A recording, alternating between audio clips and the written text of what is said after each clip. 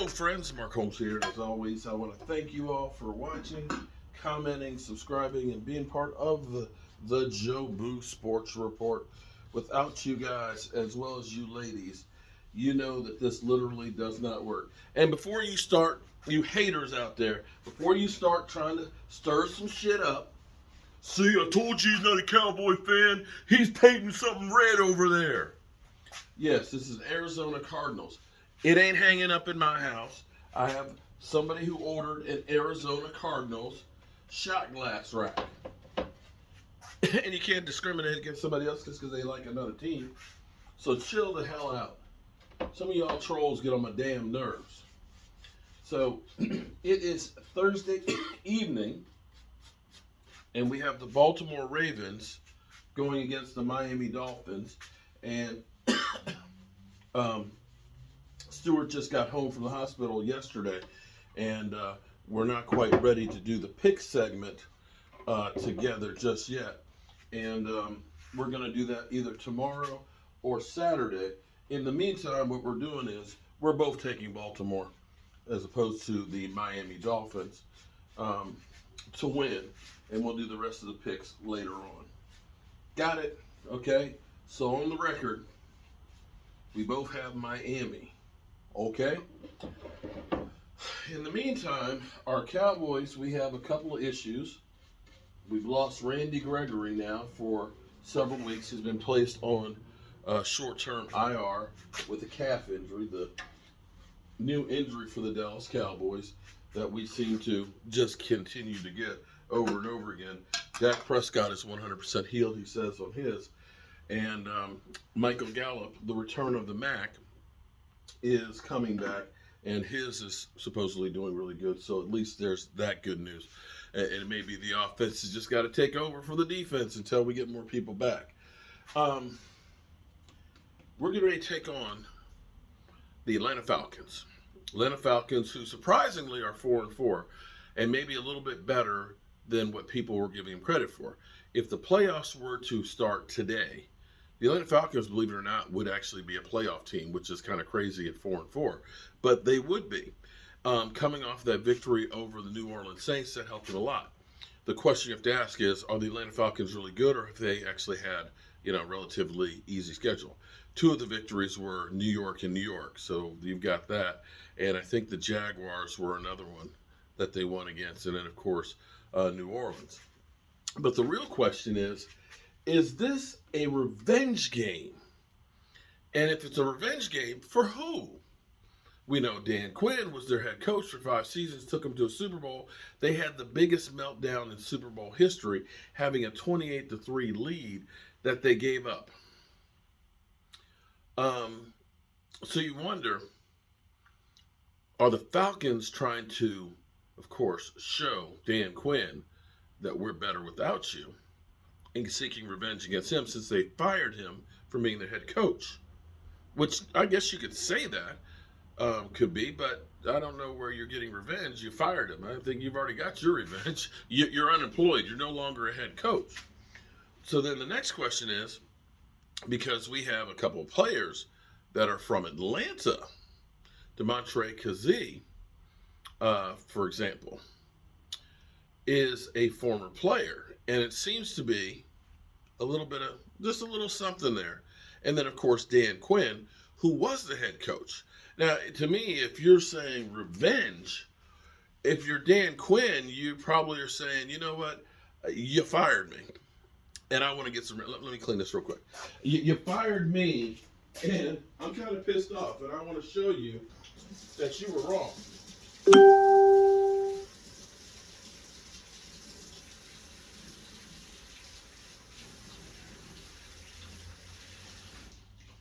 My favorite example is when you break up with a girl. You break up with a girl, and that girl finds out we're going to be at the same event. Ooh, you in trouble. You in trouble when that happens, because what she will do is she going to make you suffer. She going to make you think about every one of those great times that you had. She gonna make sure she got that dress that is just like pow pow pow pow pow. You know what I mean by pow pow pow pow pow, right? She gonna do that lipstick just right with that bright red. Ooh, looking like Jessica Rabbit in that dress with that lipstick. She gonna make sure when she sees you, hey, how you doing? And she gonna slide on by, and you gonna bite. Oh, damn. And you know what you're gonna be wondering. You know what you're gonna be wondering. Damn. Wonder what she wearing underneath of there. It's like, go girl. You gonna miss her. You gonna miss her when you see her look like that. And see, that's what Dan Quinn wants to do to the Atlanta Falcons. He wants to show them, it's okay. I'm doing all right. This is my new man. Aren't they cool? Aren't they sexy? Micah Parsons. Ooh, ain't he cute? Yeah. He does it for me. He really does it for me. Not like you guys. But apparently, Mike Fisher was reporting that Kazee, when he was at the end of last year, while he was rehabbing, or attempting to rehab his leg, the new regime came in, the new GM and things, and basically told him, what are you doing here? We're not going to be re-signing you. Pack your bags, or you're not welcome here anymore. And he says he doesn't hold it against him or anything like that. He figures it's just kind of like business. But if you played there and you haven't been technically released yet or haven't found a new home and stuff, what's the problem of you working out at the facilities to rehab, as in to fix your leg, your Achilles tendon, to get back in shape? That's kind of petty. That's kind of like with JMU. JMU is leaving the CAA to join the Sun Belt Conference next year. Because JMU is kind of above a lot of the competition that's in there.